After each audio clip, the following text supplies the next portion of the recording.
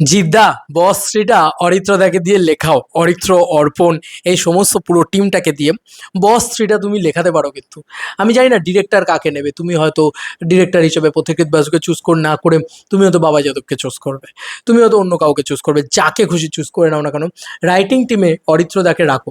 অনেক দিন আগে তোমাদের মনে আছে কিনা জানি না, অরিত্রদা একটা ভিডিও তৈরি করেছিল যেখানে একটা ফ্যানমেড থিওরি দিয়েছিল জিদ্দার, জিদ্দার বস শ্রীর একটা ফ্যানমেড থিওরি দিয়েছিল।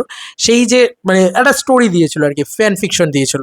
সেই ফ্যান ফিকশনটা এত ভালো ছিল, আমরা সকলে খুব এনজয় করেছিলাম। অনেক বছর আগের কথা বলছি হয়তো।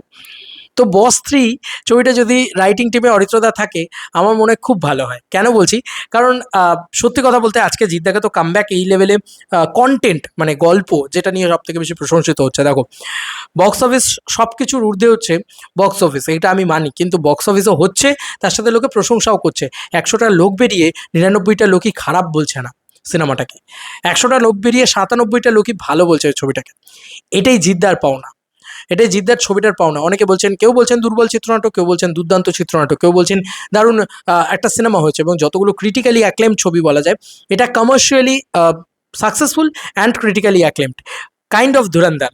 তো সেরকম একটা ছবি যখন হয়ে গিয়েছে, এত ভালো রাইটিং যখন দিতে পেরেছে অরিত্রদা, মৃগয়া হোক বা আজকে মৃগয়া 1.5 নিয়ে আমরা খুবই এক্সাইটেড। এবং তার সঙ্গে সঙ্গে এই ছবিটা পার্টিকুলার, কেউ বলে বিপ্লবী, কেউ বলে ডাকাত, এই দুটো মানে এই ছবিটা নেক্সট লেভেলে ওয়ার্ক করলো, নেক্সট লেভেলে স্টারডাম দেখলো, সব কিছু ঠিক আছে। তো অরিত্রদা যদি আজকে বস্ত্রীতে লেখে, তাহলে সব থেকে ভালো হয়। কারণ রাইটার হিসাবে জিদ্দা বারবারই বলছেন যে আমরা মানে সেরমভাবে বসা হচ্ছে না, সেরমভাবে এ করা হচ্ছে না।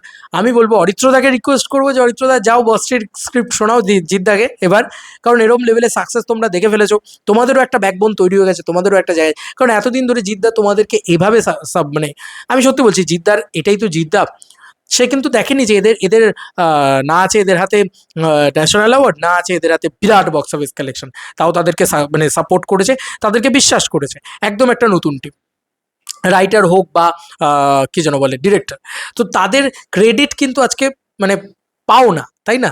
জিদ্দা একা খেয়ে দিয়েছে, জিদ্দা উড়িয়ে দিয়েছে সুপারস্টার ফিল্ম, সেই সব কিছু ঠিক আছে, কিন্তু রাইটিং টিমেরও কিন্তু একটা বড় করে ক্রেডিট মানতে হয়। তো যখন এত ভালো রাইটিং টিম, তার সাথে ওরকম একটা ফ্যান ফিকশন অরিত্রদা বানিয়েছিল, তখন আমার বিশ্বাস যে এই ছেলেটা আবারও গিয়ে ভালো একটা গল্প শোনাতে পারবে বস থ্রিকে কেন্দ্র করে। এবং বস থ্রি আরও ভালো হতে পারে, ক্রিটিক্যালি অ্যাক্লেমড হতে পারে এবং বক্স অফিসে সাকসেসফুল হতে পারে। তাই বস থ্রি নিয়ে আমি সত্যি বলছি যে আমি তো প্রচণ্ড এক্সাইটেড, এবং আমি চাই যে জিদ্দা বস থ্রিতে অ্যাজ রাইটার বা বস থ্রির রাইটিং টিমে অরিত্রদাকে রাখুক, বা অরিত্রদার সাথে জিদ্দা আবারও কাজ করুক। কারণ এত ভালো পাবলিক রিভিউজ, এত ভালো পজিটিভিটি, অনেকে অনেক রকম হেট্রেড ছড়িয়েছিল যে এই গল্প ভালো না, এই স্ক্রিপ্ট ভালো না, এই ভালো না, ওই ভালো না, অনেক কিছু করেছিল, কিন্তু কিছু লাভের লাভ হয়নি, লবণঙ্কা হয়ে গেছে। কারণ পাবলিক, সাধারণ জনতা বলছে সিনেমাটা দুর্দান্ত হয়েছে। তো যখন জনতার রিভিউ এত ভালো এই রাইটারকে কেন্দ্র করে, অর্পণদা, অরিত্রদা, তাদেরকে কেন্দ্র করে, তাহলে আমার মনে হয় বস্ত্রীতে তাদেরকে রাখা উচিত। এবং জিদ্দা খুব শীঘ্রই ছবি অ্যানাউন্স করো, প্লিজ পরবর্তী ছবি অ্যানাউন্স করো। কারণ আমরা মুখিয়ে বসে আছি, তোমার ছবি হিট হয়ে গেছে, তোমার ছবি ব্লকবাস্টার হয়ে গেছে, এত ভালো রেসপন্স পাচ্ছে চারিদিক থেকে। তো এবার পরবর্তী ছবির অ্যানাউন্সমেন্টের পালা।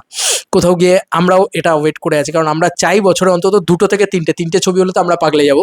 বাট 2 থেকে 2 ছবি অন্তত জিদ্দার জন্য বছরে আসে, এবং প্রপার টাইমে আসে যেন। এটা হচ্ছে বিষয়। তোমাদেরকে আর কি মতামত ভিডিওটাকে নিয়ে জানিও কমেন্ট সেকশনে। চলো বন্ধুরা, নতুন কোনো ভিডিওতে দেখা হবে। ব্যাপার।